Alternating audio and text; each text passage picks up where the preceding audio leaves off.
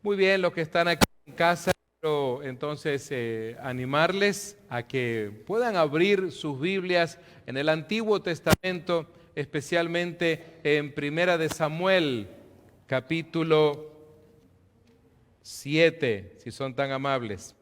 Primera de Samuel, el capítulo 7. Mientras usted abre primer libro de Samuel, allí en el capítulo 7, quiero decirles que estamos en tiempos tal vez donde hay muchas personas que se están haciendo ciertas preguntas. Hay personas que dicen, ¿por qué pasan las cosas que pasan? Hay otras personas que dicen, pero si existe Dios, ¿por qué pasan las cosas que están pasando? Hay infinidad de preguntas que los seres humanos, que la gente se puede hacer. Y no tenemos nada en contra de las preguntas que la gente se haga, porque son preguntas que surgen de sus corazones, de sus mentes, por las situaciones que viven, por los pensamientos que tienen, por las pruebas, por las diferentes situaciones que están pasando en sus vidas. Pero mis amados, una de las cosas que aprendemos entonces a través de la Escritura no es tanto a decirle a Dios por qué, sino decirle para qué. Y amados míos, si usted ya encontró entonces el primer libro de Samuel, capítulo 7, quisiera que esta fuera como la base para poder compartir esta palabra, y deseo de todo corazón que sea algo que se pueda quedar allí en nuestros corazones y algo que usted incluso pueda compartir con alguien más, porque mañana mismo puede surgir una persona que te haga esa pregunta. Puede surgir alguien que te diga, tú que lees la Biblia, tú que vas a la iglesia, tú que eres cristiano, a ver, dime, ¿por qué pasan estas cosas? ¿Por qué mueren tantos niños allí en Texas en una balacera? ¿Por qué mueren personas afroamericanas allí en Búfalo? Y pueden seguir haciendo la lista, porque es cierto, esa es la realidad que vivimos en esta nación. Cada día la violencia aumenta más y más. Cada día ocurren más actos de violencia, de injusticia, y especialmente también en relación a violencia social, racista, de todo tipo. Quisiera entonces que busquemos hoy una respuesta desde la plataforma bíblica, y yo quiero aclarar eso. No lo voy a hacer desde la perspectiva tal vez de un periodista famoso que tiene un buen programa o con mucho rating y escribe libros. No, lo voy a hacer desde la palabra de Dios. Fíjense en ustedes que el profeta Samuel habló a toda la casa de Israel diciendo, si de todo vuestro corazón os volvéis a Jehová, quitad los dioses ajenos y a Astarot de entre vosotros, y preparad vuestro corazón a Jehová, y solo a él servid, y os librará de la mano de los filisteos. Estoy leyendo la versión Reina Valera y dice, entonces los hijos de Israel quitaron a los Baales y a Astarot y sirvieron solo a Jehová. Mire qué bien que va esto por aquí.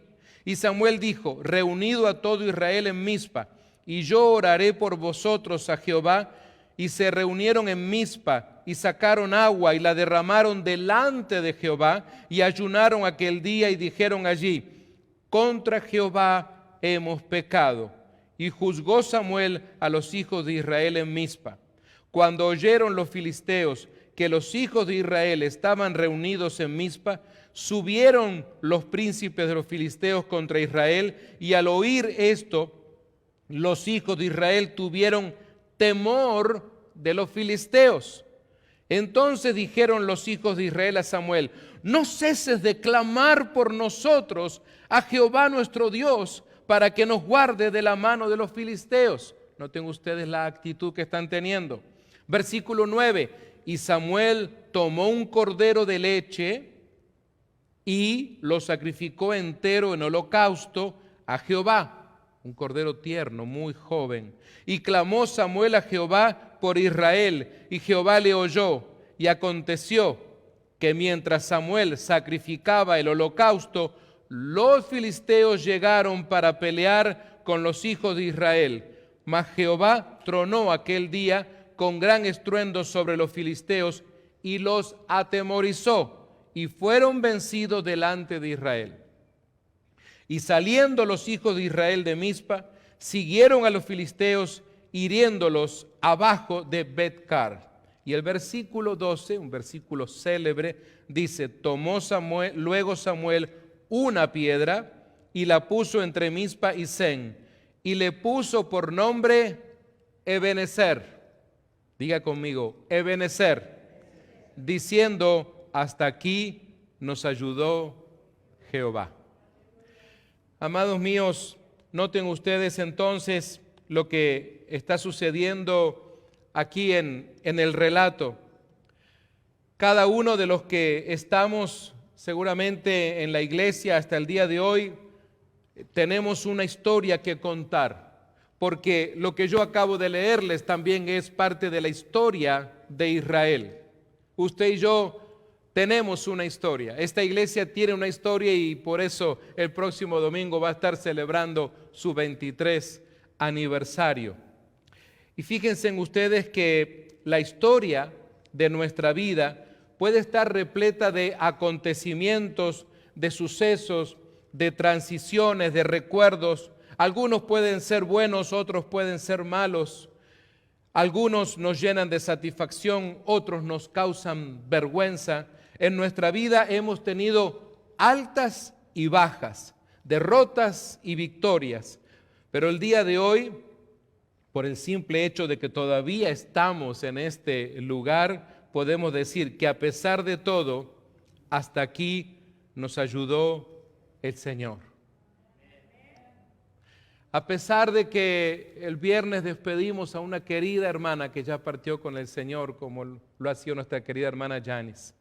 A pesar de que estamos entonces orando por las circunstancias que vive nuestro país, esta nación donde han nacido sus hijos y algunos de ustedes sus nietos.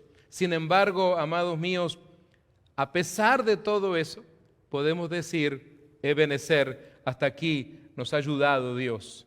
El pasaje que nos ocupa hoy día comunica alegría y agradecimiento. Cuando el profeta Samuel tomó esa piedra y la puso entre Mizpa, entonces esto hace una reacción a lo que acababa de suceder. En esta escena que acabo de relatarles, el pueblo de Dios estaba celebrando, regocijándose y dando gracias a Dios por haberles concedido hasta llegar a ese punto. El pueblo se acaba de volver a Dios después de una época de la cual vivieron alejados de Dios. Así que entonces yo comencé a leerles a ustedes prácticamente, diríamos, como el final de la historia. Pero antes de este acontecimiento, que tal vez está lleno de victoria y de alegría, si vamos al contexto, vamos a ver entonces esa parte de la historia del pueblo de Dios, esa parte que no está plagada de alegrías o de victorias, sino más bien de derrotas y de tristeza. Noten que a consecuencia de su arrepentimiento, y aquí sí voy al contexto de la historia, el pueblo acaba de recibir la victoria. Dios les acaba de dar el triunfo sobre sus más acérrimos enemigos, que era el pueblo pagano, el pueblo filisteo. Lo más conmovedor y hasta cierto punto irónico de esta escena que estoy compartiendo con ustedes a través del tiempo, vemos nosotros que ha sido la celebración, la orden del día en su historia. Pero noten ustedes que si a través del tiempo viajamos algunos años atrás, nos encontraremos con algunos acontecimientos en la vida de este pueblo que hoy está celebrando. Sucesos que al recordarlos sin duda agigantan el motivo de su alegría y la razón de su agradecimiento. Hay motivos tal vez de regocijo y de alegría en tu propia vida, pero es necesario muchas veces revisar y ver los acontecimientos pasados. Al recordar el pasado de este pueblo nos explica con claridad por qué con tanto fervor Samuel declara: hasta que nos ha ayudado el Señor. El pueblo de Israel, muchas veces puedo decir, es un tipo de figura de la iglesia de hoy en día. O es un tipo tal vez de figura de usted y de mí, de los creyentes de este tiempo. Tal vez usted dirá, pero ¿por qué? Mire, vayamos a esto. Si vemos, por ejemplo, la salida de Egipto. Un pueblo que sale de Egipto, un pueblo que ha estado 400 años de esclavo, aunque en un principio, cuando se forma, cuando ellos están allí en Goser, cuando José los recibe, ustedes saben la historia de los días de José, cuando ya finalmente se termina aquella hambruna, entonces ahora Jacob ya está mayor, pero está con sus hijos, entonces allí en Egipto. Noten ustedes entonces que el pueblo de Israel nació en Egipto. Ahí es donde se constituye una nación y pueblo. Egipto hizo a Israel luego esclavo. Recuerden que vinieron faraones que no sabían nada de Israel, faraones que ni sabían nada de José, porque los tiempos habían pasado. Es como hoy ocurre si hablamos con gente de estas generaciones y les mencionamos tal vez grandes siervos de Dios o hablamos de los avivamientos de los Estados Unidos. Ellos no saben nada de esas cosas.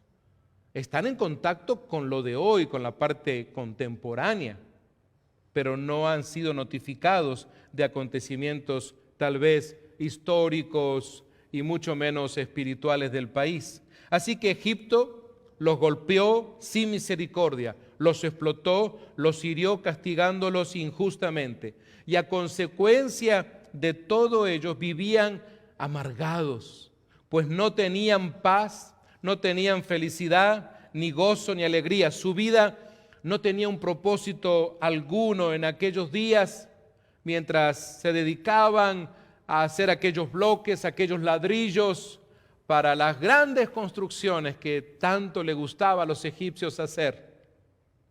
Fíjense ustedes que un día aparece en la escena, un día en el tiempo de Dios. Las cosas siempre suceden en el tiempo de Dios. Haya personas de acuerdo o no, las cosas suceden en su tiempo. Y este mensajero que surge un día de este pueblo es un hombre enviado por Dios, llamado Moisés. Él les viene a comunicar que hay un Dios que se preocupa de ellos y que nunca ha sido ajeno a sus sufrimientos. Así que les dice a estos que ahora sufren el oprobio y les dicen, ¿conocen a Dios? ¿Conocen a Jehová? ¿Ustedes conocen al Dios de José, al Dios de Jacob, al Dios de su patriarca? Así que Moisés ahora es este mensajero de este tiempo. Y fíjense en ustedes que en cuestión de días, este Dios tan poderoso y a la vez misericordioso los libera. Aunque no fue fácil, porque en aquellos días el faraón no quería dejarlos ir, Dios, haciendo exhibición de su poder, doblegó la voluntad de este tirano faraón. El pueblo pasa por las aguas, por el Mar Rojo, y sus perseguidores son derrotados no por un ejército de Israel, porque el ejército de Israel no existía, sino por la mano poderosa de Dios. Y ya del otro lado, el pueblo comienza entonces a cantar, a danzar de gozo y alegría. Cuando estaban en esclavitud no podían alabar, pero ahora eran libres del tormento. Y para alabar a Dios, algunos de nosotros este día podemos decir que aunque un día éramos esclavos y vivíamos alejados de Dios, sin paz ni felicidad, hoy somos libres. Porque el Egipto de Israel es nuestro mundo, es el mundo en el cual usted y yo estábamos sin Cristo, sin conocerle, sin conocer su verdad. Por eso el Señor Jesús en Juan 8:32 dice, conoceréis la verdad y la verdad os hará libres. Note usted, ¿qué es lo que libera? No es una espada, no es un arma de fuego, no es un rifle, lo que libera es la palabra de Dios. De eso se trata. Moisés llega a traerles la palabra de Dios. Moisés no llega y les da espadas o armas a cada uno y vamos a luchar y vamos a ir en contra del ejército del faraón y vamos a ser libres por el poder de nuestras armas o tal vez por la estrategia que vamos a tener de lucha. Nada de eso sabían, sino que Moisés se tiene que presentar a pesar de que sabemos de que él pasó por una lucha interna hasta obedecer el llamado de Dios. Pero el asunto es que finalmente Moisés, en obediencia, viene y habla con el pueblo. Este pueblo que no conocía a Dios. Por eso no le alababan. Incluso por eso tenían sus costumbres paganas. Ese es el punto que estaba viviendo este pueblo que llamamos el pueblo de Dios. Amados, tenemos que hablar también de otro acontecimiento que es el desierto, no solamente la salida de Egipto, el momento de la libertad. ¿Sabes? Hablar de la salida de Egipto, hablar de tu libertad, eso es bueno. Compartirle a alguien cómo fue que tú fuiste libre, cómo fue que has podido salir adelante, tal vez de adicciones, tal vez de situaciones que vivías en tu vida antes de conocer a Cristo. Y eso es tu salida de Egipto. De eso se trata. ¿Sabes? Necesitamos hablar esto, compartirle a la gente eso. Tal vez tú dirás, es que me da pena, me da vergüenza contar esas cosas del pasado. Es que no se trata de que te enfoques en contar tanto tu pasado, sino decirle a la gente, ¿dónde estás hoy, ahora? No te enfoques en darle detalles de tu pasado. No. Se trata de decirle quién es Dios hoy, ahora. Cuando antes estabas sin Dios, sin Cristo. Así que luego llega un momento también donde se pasa por el desierto. Y ahí viene donde decimos por qué es una figura de la iglesia muchas veces, porque la iglesia del Señor muchas veces transita por un desierto. ¿Y cómo son los desiertos? Calurosos durante el día, sumamente fríos de noche, áridos, hay mucha sed. Pensemos que después de ser liberados, el pueblo de Israel tuvieron que atravesar el candente y solitario desierto, 40 años de aparente soledad y desesperanza expectativa, pues aunque Dios les había prometido una tierra donde fluye leche y miel por décadas, solo miraron arena y tormentas. Ese es el asunto. Sabían que iban a una mejor tierra, pero lo que estaban viendo en ese momento no parecía ser la promesa. Y aunque la nube y la columna de fuego iban con ellos, era una señal palpable de que Dios iba con ellos, muchos dudaron, otros se cansaron y muchos más comenzaron a acariciar el deseo de volver atrás al lugar de donde Dios los había sacado con un brazo fuerte y extendido. Y esto es donde a veces vemos que la iglesia se parece también, donde muchos creyentes pasan por estos desiertos en sus vidas, donde a veces piensan en volver atrás o piensan en ¿por qué seguir en la iglesia?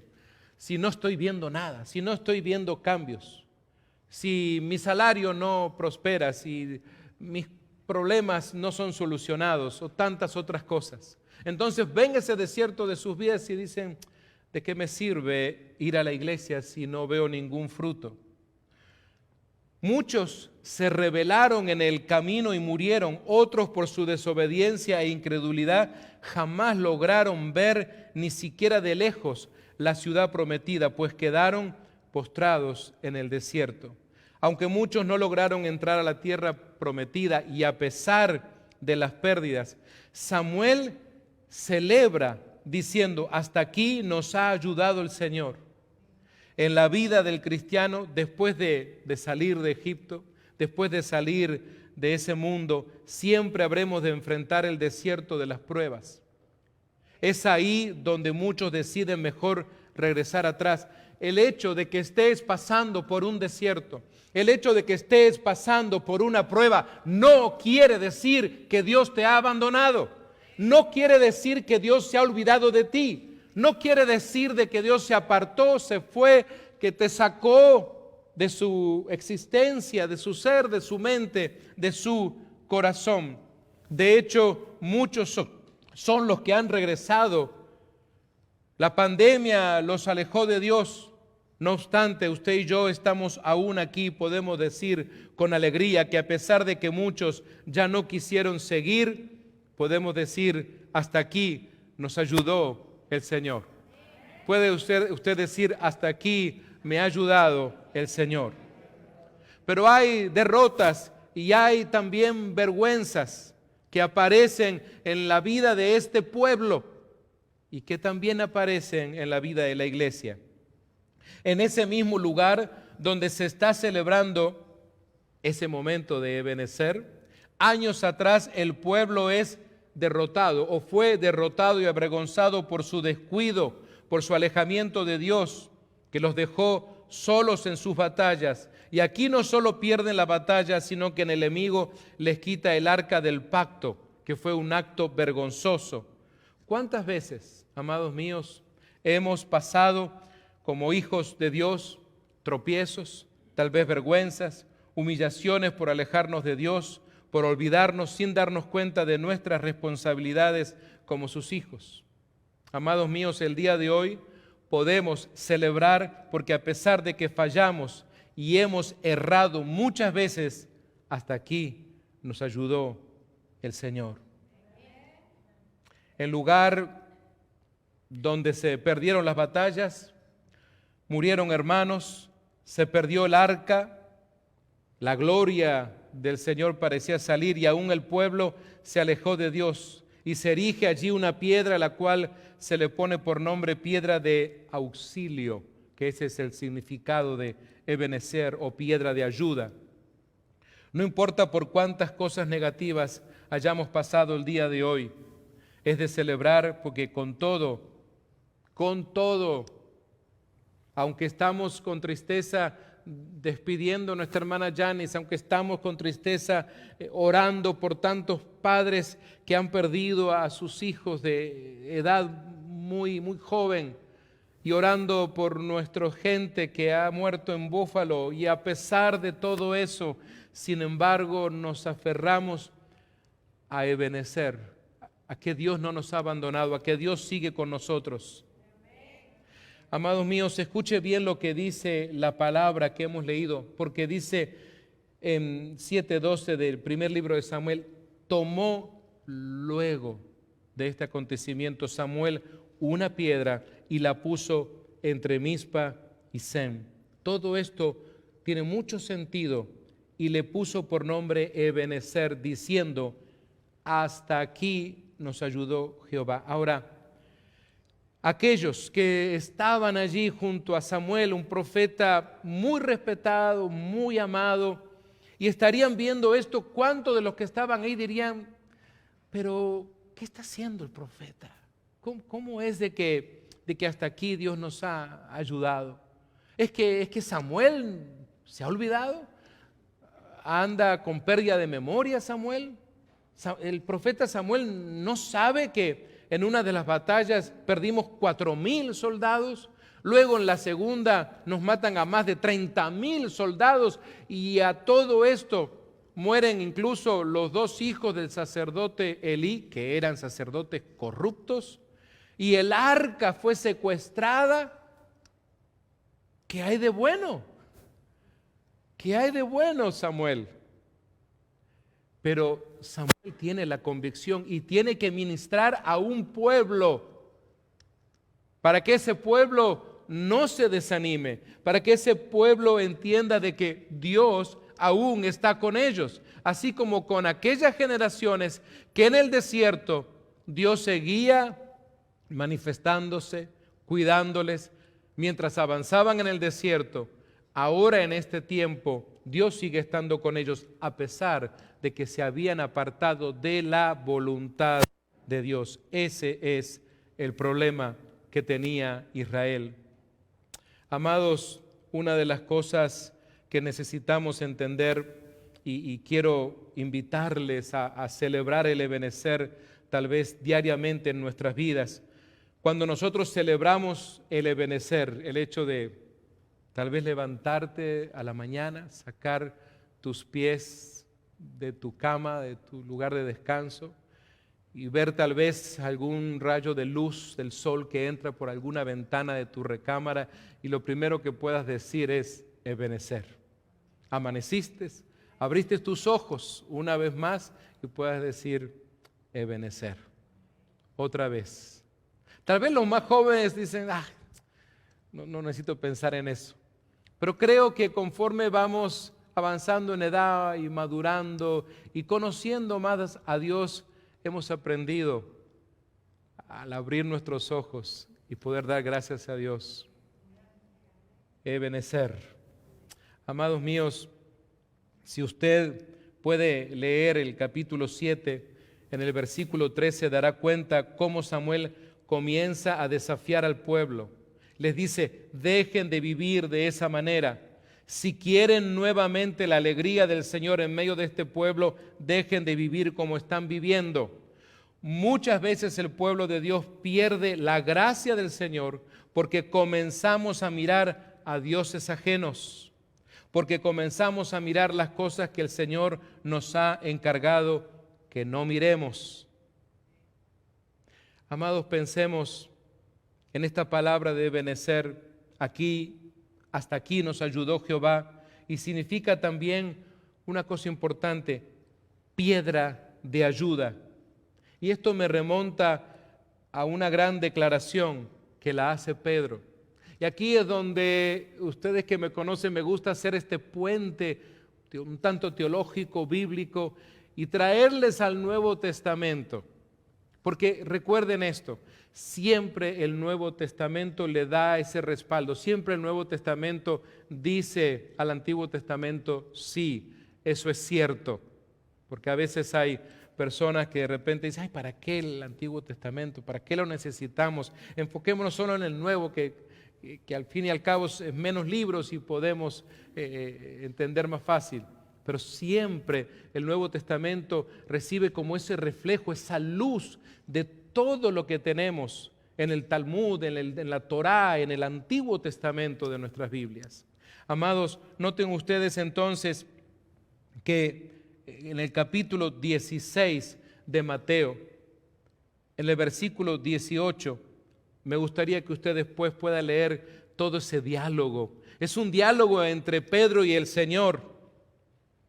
Y en un momento dado de esa conversación, el Señor Jesús le dice, y tú, Pedro, se está dirigiendo directamente a él. Mateo 16, 18, ¿quién dices que soy? Es interesante que el Señor Jesús le está interrogando a Pedro. Más allá de todas las circunstancias, Pedro, más allá de todas las cosas que están pasando en tu vida, Pedro, tú dime, no me digas quién dice los otros, dime tú qué dices acerca de mí. Tal vez usted se preguntará, a ver, pastor, ¿qué tiene que ver esto con el Ebenecer de Israel? No se desespere y avance porque es maravilloso. Fíjense en ustedes entonces que cuando el Señor Jesús le dice, ¿quién dices que soy yo? ¿Y saben ustedes lo que dijo Pedro? Le dijo, tú eres el Cristo, el Hijo del Dios viviente. Notemos esto, tú eres el Cristo, el Hijo del Dios viviente. Esta es una declaración de Pedro. Así como Samuel le había ministrado al pueblo y le declaró y le dijo que Dios era su Ebenecer, el Dios que hasta ahí seguía con ellos. Ahora este Pedro, que está caminando con Jesús en esos días, que está viendo todo lo que el Señor está haciendo en sus vidas, él es capaz de decir, tú eres el Cristo, el Hijo del Dios viviente. Pero algunos de ustedes que ya han leído la Escritura, muchos de ustedes que han estudiado la vida de Jesús y aprendieron a conocer un poquito de este Pedro, que se parece tanto a muchos creyentes. ¿Qué tan viviente está tu Dios? ¿Qué tan viviente está tu Dios, Iglesia Nueva Esperanza Covenant Church en Simi Valley, California. Ahí cambian las cosas, ¿verdad? Pedro, tú eres el Cristo, el Hijo del Dios viviente. ¿Puedes tú decir de la misma manera, tú eres el Cristo, el Hijo del Dios viviente? Pero entienda cuál es esa proclama. Lo que estás diciendo cuando dices tú eres el Cristo. Y además afirma, el Hijo del Dios viviente. Noten ustedes que Pedro, hay algo interesante que le dice el Señor Jesús. Después de que Él dice, tú eres Cristo, el Hijo del Dios viviente, el Señor le da una respuesta. Por eso les sugerí que por favor lean todo este acontecimiento. Pedro, a ti no te lo reveló ni carne ni sangre, le dice, sino mi Padre que está en los cielos. Por lo tanto, noten ustedes esto, porque yo sé que si usted tal vez viene del trasfondo católico, apostólico y romano, va a tener otra idea. Pero tenemos que ir al original y entender esto cuando le dice el Señor Jesús, Pedro, a ti no te lo reveló carne ni sangre, aclaremos eso. O sea, esto no viene de otro hombre, no es que algún fariseo, no es que algún maestro del Sanedrín vino una noche y le dijo, Pedro, ven, te voy a contar algo. No, aquí lo que está hablando Pedro y el Señor Jesús lo reconoce que viene entonces de parte de Dios. Dice, de mi Padre que está en los cielos. Por lo tanto, o sea, teniendo en cuenta lo que ya venimos hablando, Pedro, y teniendo en cuenta que tú tienes la seguridad de que yo soy el Cristo y el Hijo del Dios viviente, sobre esta roca, el Hijo del Dios viviente, Pedro dijo, tú eres el Cristo, el Hijo del Dios viviente. Entonces Jesús le dice, sobre esa roca, el Hijo del Dios viviente, no sobre ti, piedrita, sino sobre Cristo. De eso se trata. Amados, veamos esto. Sobre esta piedra edificaré mi iglesia. Sobre esa afirmación que acaba de decir Pedro. ¿Quién era la piedra? ¿Era Pedro o la declaración de Pedro? Ese es el asunto. Es sobre la declaración de Pedro. Porque recordemos que cuando vamos a una muy mala interpretación que se hizo de este pasaje, de ahí es que muchas veces la iglesia romana dice es que Pedro es el primer papa. Y eso no es cierto. Eso no dicen las Escrituras, amados míos. ¿De dónde sacamos eso? Es como doblarle el brazo a la Escritura para hacerle decir algo que nunca dijo, y mucho menos Jesús. Así que él está hablando de esa declaración que está haciendo Pedro. Sobre tu declaración, yo entonces construyo mi iglesia. Sobre el hecho de que tú has dicho de que yo soy el Cristo y el Hijo del Dios viviente, sobre esa declaración levanto mi iglesia. Y eso es entonces lo que Jesús está diciendo. Por eso dice, sobre esta roca, sobre esta piedra, edificaré mi iglesia. Ahora, entendamos esto también, lo declaró Pedro y esa declaración es contundente. Así Jesús, podemos decir hoy, es nuestra piedra. Él es nuestra piedra de ayuda. Él es nuestro Ebenezer. Porque tú eres el Cristo. ¿Quién es tu piedra de ayuda en este día? ¿Quién es tu Ebenezer? De eso se trata.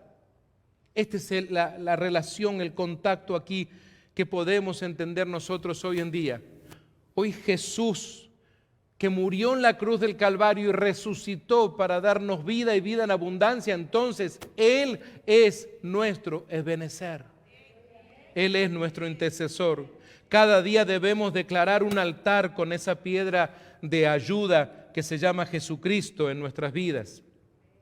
Y amados míos, yo quiero invitarlos hoy día a que podamos desarrollar en nuestra vida un modelo de vida agradable al Señor y comencemos a dejar tal vez todas esas maneras de vivir que no le agradan al Señor, que no le corresponden, todas esas maneras de vivir que muchas de ellas no agradan a Dios, porque lo que Samuel estaba haciendo, recuerden que leímos recién que él ministró, exhortó al pueblo de Dios.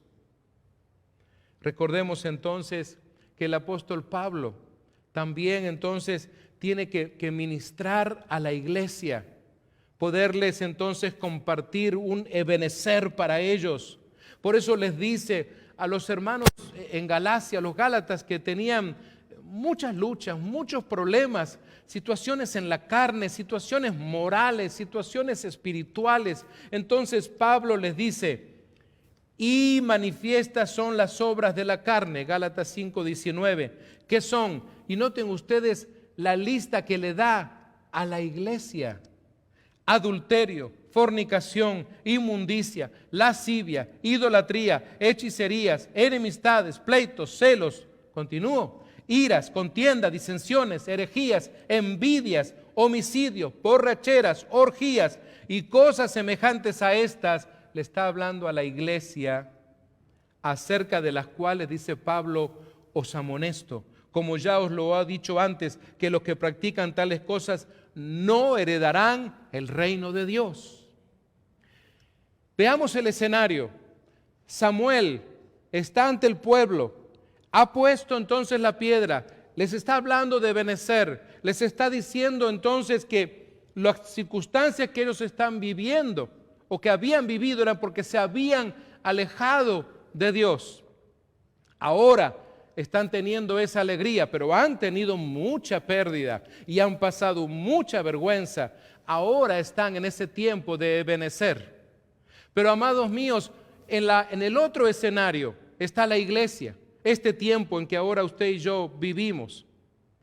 Pero una iglesia que ha perdido impacto en esta nación, una iglesia que ya no es lo que fuimos verdaderamente, una iglesia que podía influir incluso en el pensamiento de aquellos que tienen autoridades en el Senado, en las cámaras bajas, en todas partes. Y amados míos, el Señor no ha levantado a la iglesia para que sea un elemento decorativo o un edificio decorativo en las ciudades. No, Él ha levantado a la iglesia para que la iglesia en su nombre y declarando que Él es el Cristo y que es el Hijo del Dios viviente, y en esa declaración entonces la iglesia se levanta y tiene entonces impacto en su pueblo, en su ciudad, en su aldea, en su comunidad, en su colonia. De eso se trata. No que se levanta en rebeldía de las autoridades, sino que se levanta en el nombre de Dios. Y eso es lo que justamente la iglesia ha perdido. Y el apóstol Pablo les está exhortando porque todo este montón de cosas son las que estaban alejando a la iglesia. Ahora, ¿qué podemos decir, iglesia? Que aquellos eran los hermanos de Gálatas. Qué hermanos tan desobedientes, qué pecadores, qué mal que andaban. ¿Podría la iglesia de este tiempo en los Estados Unidos levantarse y decir, no, nosotros estamos bien, somos el gran ejemplo? Definitivamente sabemos los problemas grandes que estamos atravesando, los debates en los cuales constantemente las diferentes denominaciones están y pierden entonces su fuerza, su energía, su tiempo para alcanzar su ciudad, para evangelizar, para ganar las almas. Esto es lo que quiere decir el Señor, que como iglesia podamos decir cada día entonces, Ebenezer, hasta aquí tú has sido mi ayuda, tú has sido mi roca, tú has sido mi fortaleza, tú has sido mi refugio, tú eres mi socorro, tú eres mi abrigo, tú eres mi sombra. Así que la declaración de Pedro, amados míos, para estos tiempos es el punto de partida para nuestro Ebenezer. Cada día, cuando usted se levante, como les decía hace un instante, usted debe decirle al Señor, gracias, porque hasta aquí has permitido que mis ojos se abran una vez más. Gracias, Señor, porque tu ayuda no ha sido condicionada a nada y siempre has estado conmigo, siempre me has protegido. Amados, pensemos en este capítulo 7 de Mateo, los versos 24 al 25, otra característica de esta piedra de ayuda, porque la piedra de ayuda sirve para construir un modelo de vida. el hombre sabio que construyó su casa sobre la roca. Algunos de ustedes conocen bastante bien este pasaje de Mateo capítulo 7, porque hay otra conexión allí con este Ebenezer. Así que si usted quiere construir un modelo de vida adecuado, si tú estás construyendo en este momento, y no me refiero a una casa, estás construyendo tu vida espiritual, estás construyendo tu vida moral, estás construyendo la vida de tus hijos, de tus nietos, piensa en esto. Si usted quiere construir un modelo de vida que realmente exalte el nombre del Señor, comience a construir su casa sobre esta piedra de ayuda.